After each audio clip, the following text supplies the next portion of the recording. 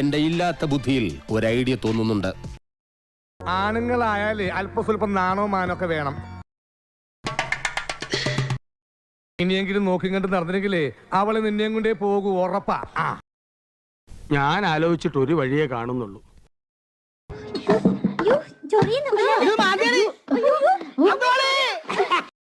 വൈകിട്ട് നമുക്ക് കാര്യമായിട്ടൊന്നും ആഘോഷിക്കണമല്ലേ?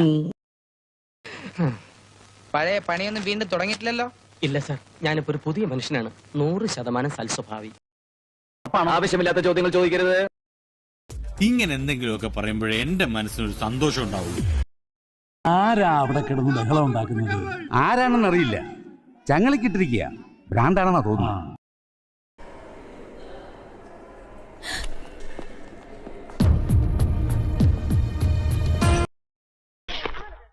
എന്താ സർ വിശേഷം?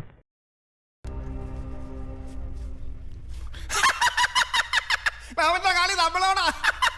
ആളെ ഇപ്പൊ കിട്ടും, അറിയോ? വാ കാണാം, വാ. പിന്നെ ഞാനൊന്നും കേട്ടില്ല. കയ്യെന്തോ ഇതൊരു പോയ. ഞാനും വന്നിട്ടുണ്ട്.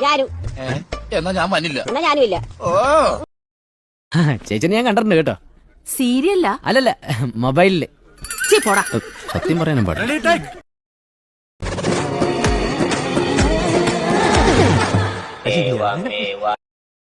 ഒരു 16 വയസ്സിനപ്പുറം പോവില്ല.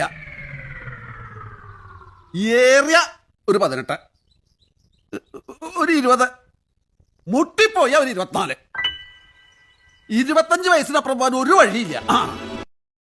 ഇതേപോലെ വഴിയെ കിടത്തിയാല. എടാ ഗോപി മഞ്ജുരിന്റെ മോനെ, അടുത്ത ആഴ്ചയല്ല അടുത്ത സീസണിൽ പോലും നിനക്ക് കിട്ടില്ല. ഇനി അണ്ണന്റെ കളി വേറെ റേഞ്ചിലാണ്. നിർത്തി പറഞ്ഞിട്ട് എന്ത് ചെയ്യാനാടാ, ഞാൻ ഇങ്ങനൊരു ദുരന്തനായി പോയി. ഓ, ഈ വീട്ടിലെ ഏറ്റവും വലിയ ദുരന്തമാണ് ഇവൻ. ഓ, എന്റെ തള്ളയുടെ തള്ളയെ പോയില്ലേ ചവിട്ടിക്കറി. വാ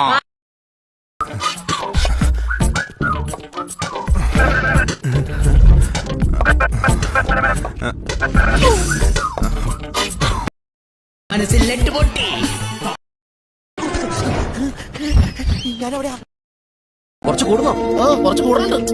തന്റെ നാക്ക് ശരിയല്ല, താൻ കഴിക്കണ്ട. ആ സാമ്പാർ ഇവിടെ കുത്തി മറിക്കാൻ കൊടു, മറിക്കാൻ കൊടുത്തോ, തോണ്ടി കളിക്കണം.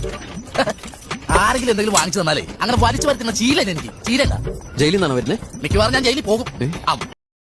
വേണ്ട, സാരില്ല. സാറുണ്ട്, ഞാനിപ്പോ ശരിയാക്കി. പണി പോയല്ലേ? അതെങ്ങനെ അറിഞ്ഞു? ഞാൻ രാവിലെ തന്നെ അറിഞ്ഞിരുന്നു. നാട്ടുകാരുടെ മുന്നിൽ നമ്മുടെ തറവാടിന്റെ മാനം തിരിച്ചു പിടിക്കണം. അതിനെന്താ ഒരു വഴി? തുറന്നു പറഞ്ഞേ, സുഗതം വേറെ എന്തൊക്കെയോ തെറ്റുകൾ ചെയ്തിട്ടുണ്ടല്ലോ. ഉണ്ടല്ലോ. അച്ഛനോ കഴിച്ചായിരുന്നു? ഏയ്, എനിക്ക് ഇവരെ പോലെ കഞ്ഞിയുമില്ല, നിങ്ങളെ പോലെ ഫ്രൂട്ട്സും ഇല്ല. മിത ഭക്ഷണം. അതെ, സെറ്റപ്പ് ഓക്കെ ആണല്ലോ. പിന്നെ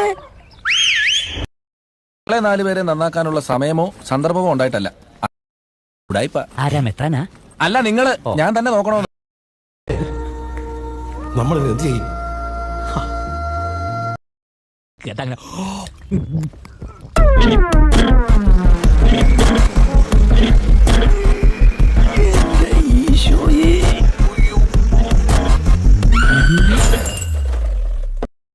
സുഗതൻ പിന്നെ തെറ്റുകൾ ചെയ്തിട്ടുണ്ടല്ലോ. സുഗതൻ അന്യന്റെ ഭാര്യയെ മോഹിച്ചിട്ടുണ്ടെന്ന് അച്ഛൻ മനസ്സിലാക്കുന്നു. സുഗത ഇങ്ങ പറഞ്ഞേ, പരസ്ത്രീ ഗമനം